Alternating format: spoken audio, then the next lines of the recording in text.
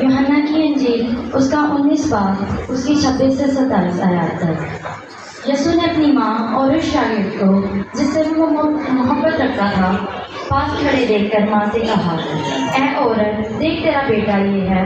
फिर शागिर्द से कहा, देख तेरी माँ ये है। और उसी वक्त से वो शागिर्द उसे अपने घर ले गया। ताकि हमने पढ़ा सुना जाना हमारे भाई से मसीह यीशु के जिंदा और बरकत नाम में सबको सलाम।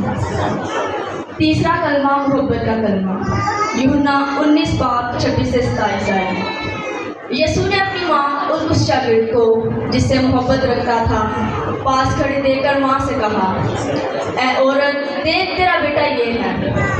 और फिर शागिर्द से कहा, देख तेरी माँ ये है। और फिर उसी वक्त से वो शागिर्द उसे अपने घर ले गया। इस कलमे को मोहब्बत का कलमा इसलिए कहा गया है क्योंकि हमें इसमें खुदा यीशु मसीह की अपनी माँ से लाजवाब मोहब्बत की मिसाल मिलती है। और दूसरा एक उस्ताद और शागिर्द की मोहब्बत है जो दुख और तकलीफ की मुश्किल घड़ी में बागा नहीं बल्कि खुदावंद यीशु मसीह के साथ वफादारी और ताबियादारी से नजर आता है। खुदावंद यीशु मसीह बचपन ही से अपने माँ और बाप के फरमाबरदार और ताबियादार बेटे थे। लूका 2 बाब उसकी 52 आयत में लिखा है, यीशु हिकमत, कदोकामत और खुदा और इंसान की मकबूलियत में तरक्की करता गया। 30 साल की उम्र तक खुदावंद यीशु मसीह ने अपने माँ और बाप की खिदमत की और बाद में अपनी ज़मीनी खिदमत का आगाज़ किया और फिर अपने आसमानी बाप की मोहब्बत और ताबियादारी में अब खुदावंद यीशु मसीह अपनी जान सलीब पर दे रहे हैं। जब खुदावंद यीशु मसीह सलीब पर से अपने सामने खड़े लोगों पर निगाह करते हैं तो वहाँ पर मौजूद खुदावंद यीशु मसीह की माँ मरियम, मुकद्दसा मरियम की बहन कलूपास, मरियम मगदलीनी और यूहन्ना रसूल खड़े नजर आते हैं। यूहन्ना रसूल ने इंजील लिखते वक्त अपना नाम नहीं लिखा बल्कि वो अपना तारुफ इस तरह से करवाते हैं कि यह इंजील उस शागिर्द ने लिखी है जिससे खुदावंद यीशु मोहब्बत रखता था। ऐन मुमकिन है कि यूसुफ का इंतकाल हो चुका था क्योंकि जब खुदावंद यीशु मसीह 12 बरस के हुए तो वो माँ मरियम और यूसुफ के साथ हैकल में गए। फिर हमें किसी भी अंजील में यूसुफ का जिक्र नहीं मिलता। उसके बाद हमें इसी अंजील में खुदावंद यीशु मसीह के बहन और भाइयों का भी जिक्र मिलता है। लेकिन जब खुदावंद यीशु मसीह को मसलूब किया गया तो इनमें से अब कोई भी माँ मरियम के साथ नजर नहीं आ रहा। इससे मुताल्लिक 2 नज़रियात पाए जाते हैं।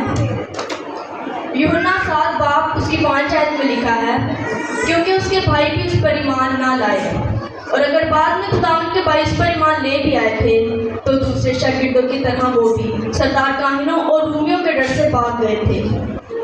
लेकिन एक शागिर्द है जो खुदावंद से इस कदर मोहब्बत रखता है कि अपनी जान बचाने के लिए भागा नहीं बल्कि वफादारी और ताबियादारी से खुदावंद यीशु मसीह के साथ नजर आता है।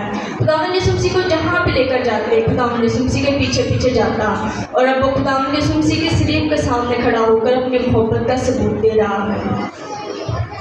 इसलिए जब खुदावंद ने यूहन्ना को अपनी माँ और दूसरी औरतों को तसल्ली देते हुए देखा तो अब खुदावंद यूहन्ना पर एतमाद कर सकते थे कि ये शागिर्द जिस तरह मुझसे मोहब्बत रखता है इसी तरह वो मेरी माँ को भी अपनी माँ की तरह मोहब्बत से रखेगा और एक शफीक बेटे की जिम्मेदारी निभाएगा।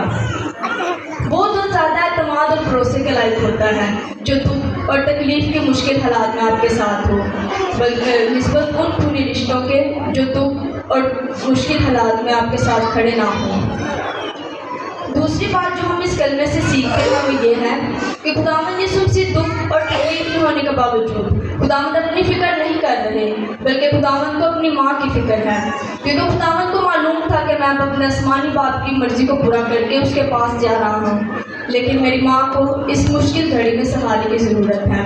इसलिए खुदावंद ने यूहन्ना से कहा कि ये आज से ये तेरी माँ है और यूहन्ना उसी वक्त से माँ मरियम को अपने घर ले गया। मेरे अजीज़ों, आज खुदावंद हमारे लिए एक नमूना है कि हमने किस तरह से अपने आसमानी बाप की मर्जी को पूरा करना है और किस तरह से अपने माँ और बाप की खिदमत करनी है। मुश्किल हालात में, दुख और तकलीफ में, हालात चाहे जैसे भी हों, कितने ही खराब क्यों ना हो, अपने आसमानी बाप की फरमाबरदारी और ताबियादारी करें और अपने जिस्मानी रिश्तों से कभी भी ना भागें बल्कि हमेशा उनके साथ खड़े रहें। खुदावंद हमें ऐसा करने की तौफीक अता करें।